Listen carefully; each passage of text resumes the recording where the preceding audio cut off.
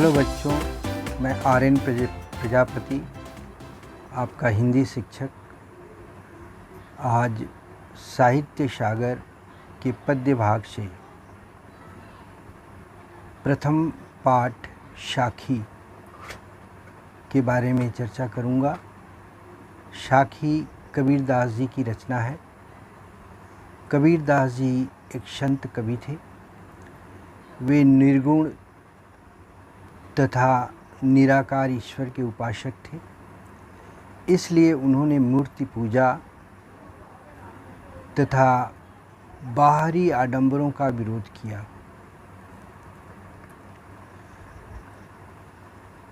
वे कम पढ़े लिखे थे,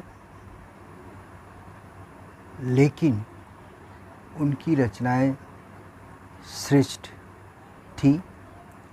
उनका जन्म सन 1398 ईस्वी बताया जाता है। उस समय भारतवर्ष में मुग़ल शासन था। समाज द्वेष, आडंबर, अंधविश्वास, धार्मिक कुरीतियों एवं आपसी वैमनस्य से त्रस्त था। हिंदू मुसलमान एक दूसरे के शत्रु बने हुए थे। ऐसे समय में इन संत कवियों ने समाज में शांति स्थापना की चेष्टा की। इन्होंने लोगों को आपसी वैमनस्य भुलाकर भाईचारा स्थापित करने का संदेश दिया तथा दोनों ही संप्रदायों में व्याप्त रूढ़ियों तथा धार्मिक कुरीतियों के विरुद्ध आवाज़ उठाई। उन्होंने लोगों को सादा जीवन और उच्च विचार का संदेश दिया। बीजक उनकी मूल रचना है। साखी, शबद और रमैनी इसके 3 भाग हैं। आइए अब हम साखी पाठ की आलोचना करेंगे। साखी अर्थात आँखों देखी। कबीरदास जी एक संत कवि थे। वे समाज के लोगों से मिलते थे एवं समाज में घटने वाली घटनाओं के ऊपर उन्होंने कविताएं लिखी, इसीलिए इसका नाम साखी दिया गया है। उनका पहला दोहा साखी का है। गुरु गोविंद दोऊ खड़े, काके लागू पाए, बलिहारी गुरु आपने, जिन गोविंद दियो बताए।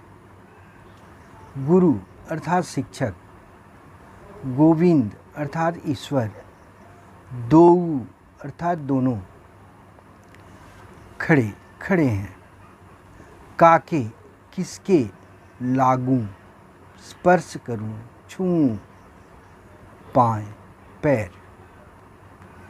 भारतीय परंपरा रही है कि हम अपने गुरुजनों के पैर को छू करके नमस्कार करते हैं और उनका आशीर्वाद ग्रहण करते हैं। कबीरदास जी भी आशीर्वाद लेने की सोच रहे हैं। उनके सामने उनके गुरु एवं ईश्वर दोनों खड़े हैं। वे असमंजस में हैं कि सबसे पहले किसके पैर छूने चाहिए। फिर वे कहते हैं कि बलिहारी गुरु आपनो। बलिहारी माने न्यौछावर जाना, बलिदान देना। गुरु आपनो माने अपने गुरु के ऊपर मैं अपने को न्यौछावर करता हूँ। क्यों? क्योंकि जिन गोविंद दियो बताए, जिन्होंने गोविंद माने ईश्वर के बारे में मुझे बताया। अब हम इसकी पूर्ण व्याख्या करेंगे। कबीरदास जी कहते हैं कि मेरे सामने मेरे गुरु तथा ईश्वर दोनों खड़े हैं। मैं असमंजस में हूँ कि मैं सबसे पहले किसके पाँव को स्पर्श करूं। वे फिर कहते हैं कि मैं सबसे पहले अपने गुरु के पाँव को ही स्पर्श करूंगा, क्योंकि गुरु ने ही मुझे ईश्वर तक पहुंचने का मार्ग बताया है। मैं अपने गुरु पर बलिहाली जाता हूँ, जिन्होंने मेरे अज्ञानता को दूर कर ज्ञान का प्रकाश दिया। अतः गुरु ही मेरे लिए श्रेष्ठ हैं।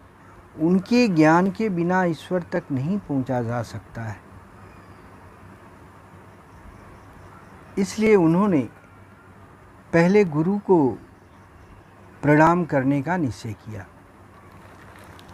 उनका दूसरा दोहा है, जब मैं था तब हरि नहीं, अब हरि हैं मैं नाही। प्रेम गली अति सांकरी, तामे दो न समाई।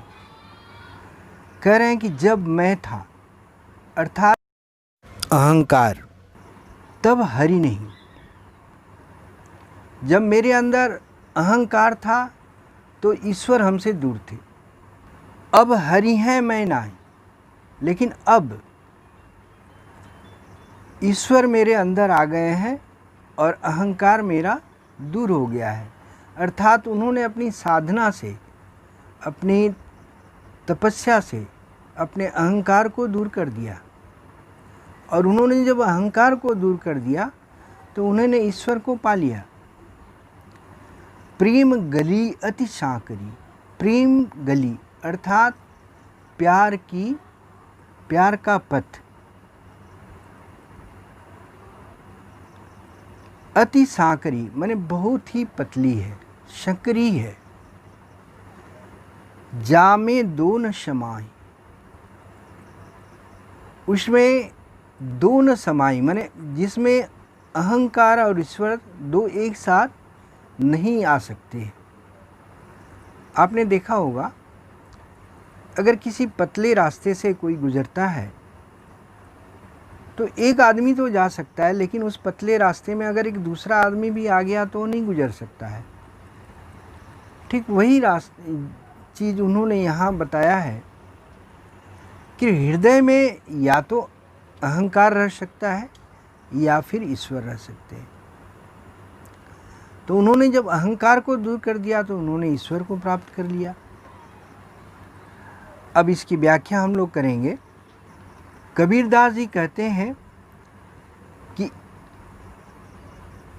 हमें अहंकार से दूर रहना चाहिए, क्योंकि जब तक मेरे भीतर अहंकार था तब तक मुझे ईश्वर की प्राप्ति नहीं हुई। किंतु जब मैंने अहंकार का त्याग कर दिया तब मुझे ईश्वर की प्राप्ति हो गई। कवि कहते हैं कि प्रेम की गली इतनी संकरी होती है कि इसमें ईश्वर और अहंकार दोनों एक साथ नहीं समा सकते। अतः दोनों में से किसी एक को अपनाना होगा, और उन्होंने अहंकार को दूर करके ईश्वर को अपनाया। उनका तीसरा दोहा है, कांकर पाथर जोरी कै मस्जिद लई बनाए, ताचड़ी मुल्ला बांग दे क्या बहरा हुआ खुदाए। कांकर पाथर, कंकड़ और पत्थर जोड़ करके मस्जिद लई बनाए, मस्जिद बनाई गई है। आप देखे होंगे, हम लोग जब कोई मकान बनाते हैं तो ईंट लगाते हैं और उसमें सीमेंट बाली से उसको जोड़ते हैं। जिस समय कबीरदास जी हुए थे उस समय अक्सर जो घरों का निर्माण पत्थरों से होता था। आप पुराने मंदिरों को देखने अगर जाएंगे तो देखेंगे कि उनकी अक्सर दीवारें जो हैं वो पत्थरों की बनी हुई हैं। इसीलिए उन्होंने यहाँ पर पत्थर का वर्णन किया है कि कंकड़ और पत्थर को जोड़ करके मस्जिद बनाई गई है। ताचड़ी मुल्ला बांग दें, ताचढ़ी माने उस पर चढ़ कर के मुल्ला अर्थात मौलवी साहब बांग दे। बांग देना मुर्गे की बोली को बोला जाता है। मुर्गा बहुत ज़ोर से जब बुलाता है, बोलता है, तो उसको बांग देना कहते हैं। यहाँ पर मौलवी साहब जो नमाज पढ़ते वक्त ज़ोर से अजान लगाते हैं, उसको बांग देना कहा गया है। क्या बहरा हुआ खुदा है? वे आश्चर्य व्यक्त कर रहे हैं कि क्या ईश्वर सुन नहीं पा रहे हैं? ईश्वर तो कण कण में रहते हैं, ईश्वर तो हमारे हृदय में भी वास करते हैं। तो अगर हम मौन रह कर के भी ईश्वर को पुकारें तो ईश्वर ज़रूर सुन लेंगे। उनको ज़ोर से पुकारने की तो कोई ज़रूरत नहीं है। अब इसकी पूर्ण व्याख्या इस तरह है। कबीरदास जी मुसलमानों द्वारा ज़ोर ज़ोर से अजान पढ़ने का खंडन करते हुए कहते हैं कि कंकड़ पत्थरों को जोड़कर मस्जिद का निर्माण किया गया है। उसके ऊपर चढ़कर मौलवी अर्थात मुल्ला ज़ोर ज़ोर से अजान देते हैं। वे कहते हैं कि क्या खुदा बहरा हो गया है जो मस्जिद के ऊपर चढ़कर चिल्ला चिल्ला कर उसे याद किया जाता है? उनका मानना है कि खुदा तो हम मन में पुकार कर उस तक अपनी आवाज़ पहुंचा सकते हैं, तो उनको इतनी ज़ोर से बुलाने की क्या आवश्यकता है? इसके बाद चौथा दोहा है, पाहन पूजे हरि मिले तो मैं पूजूं पहाड़। पाहन अर्थात पत्थर, पूजू माने पूजे, पूजे मीन्स पूजने से, पूजा करने से, हरि मिले ईश्वर मिलते हैं, तो मैं पूजूं पहाड़। तो मैं पूजूं माने पूजा करूँगा, पहाड़ माने पहाड़ की, क्योंकि पहाड़ बड़ा होता है और पहाड़ की पूजा करने से ईश्वर जल्दी प्राप्त होंगे। ताते ए चाकी भली, ताते माने उससे ए चाकी। चाकी पहले के समय में हर घर में चक्की होती थी जिससे गेहूँ वगैरह पीसा जाता था आटा बनाने के लिए। आजकल तो हम लोग पिसा हुआ आटा पाते हैं, खाते हैं, लेकिन उस समय जिस समय कबीरदास जी हुए थे उस समय हर घर में चक्की होती थी और गेहूँ वगैरह जो भी होता था उसे लोग घर में पीस करके आटा बनाते थे और उस आटा से रोटी बनाई जाती थी, उसको लोग खाते थे। उसी चक्की की बात कर रहे हैं वे। तो कह रहे हैं कि ताते ए चाकी भली पीस खाए संसार। जिसका पीसा हुआ ये पूरा संसार खाता है। अर्थात कबीरदास जी हिंदुओं की मूर्ति पूजा पर प्रहार करते हुए कहते हैं कि यदि पत्थर पूजने से भगवान मिल जाते हैं तो मैं पत्थर की नहीं अपितु पत्थर से बने पूरे पहाड़ की पूजा करता। वह कहते हैं कि इससे अच्छा है कि घर में रखी पत्थर की चक्की की पूजा की जाए जो अनाज के दानों को पीसकर सबका पेट भरती है। अर्थात वह हमारे उपकार में आती है, हमारे काम में आती है, अतः उसकी पूजा हमें करनी चाहिए। अंतिम दोहा है, सात समंद की मसी करो लेखन सब बन राय, शब धरती कागद करो हरि गुण लिखा न जाए। ईश्वर के गुणों का वर्णन कितने सुंदर शब्दों में कबीरदास जी ने यहाँ किया है। क्या कह रहे हैं? सात समंद, सात सागर, उन सातों समुद्रों में, समद माने समुद्र की मसी, मसी माने स्याही करो। कह रहे हैं कि सातों समुद्रों में जितना पानी है उसकी अगर स्याही बनाई जाए, लेखन सब बन रहा है माने जंगल या वृक्ष।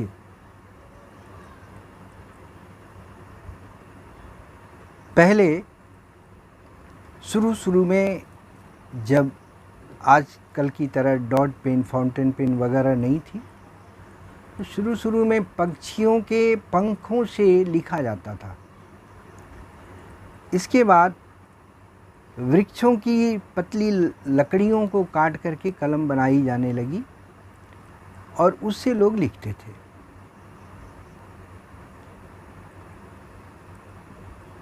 एक जंगली पौधा होता है जिसको नरगद बोलते हैं, उस नरगद से भी कलम बनाई जाती थी और उससे लिखने का सारा कार्य होता था।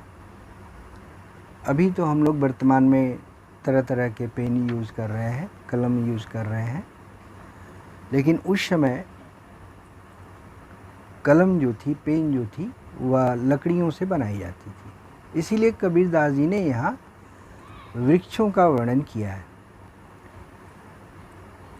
शब धरती कागज करूं, शब धरती माने पूरी पृथ्वी का अगर कागज बनाऊं,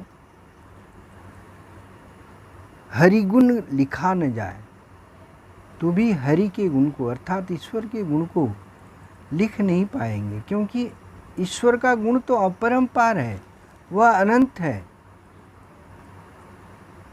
उसके गुणों का वर्णन करना मनुष्य के बस की बात नहीं है। मनुष्य उनके गुणों का वर्णन करते करते उन्हें शेष नहीं कर पाएगा। अब पूर्ण व्याख्या करेंगे। कबीरदास जी ईश्वर के गुणों का वर्णन करते हुए कहते हैं कि यदि सातों समुद्रों के जल की स्याही बना दी जाए और पृथ्वी के सभी वनों की लकड़ी से लेखनी बनाई जाए अर्थात कलम बनाई जाए तथा पूरी पृथ्वी को कागज के रूप में व्यवहार किया जाए, तो भी ईश्वर के गुणों को नहीं लिखा जा सकेगा। ईश्वर के गुण अपार, अनंत तथा अनगिनत है। उनको न तो जाना जा सकता है और न कहा जा सकता है। वह मनुष्य के क्षमता के बाहर की बात है। धन्यवाद।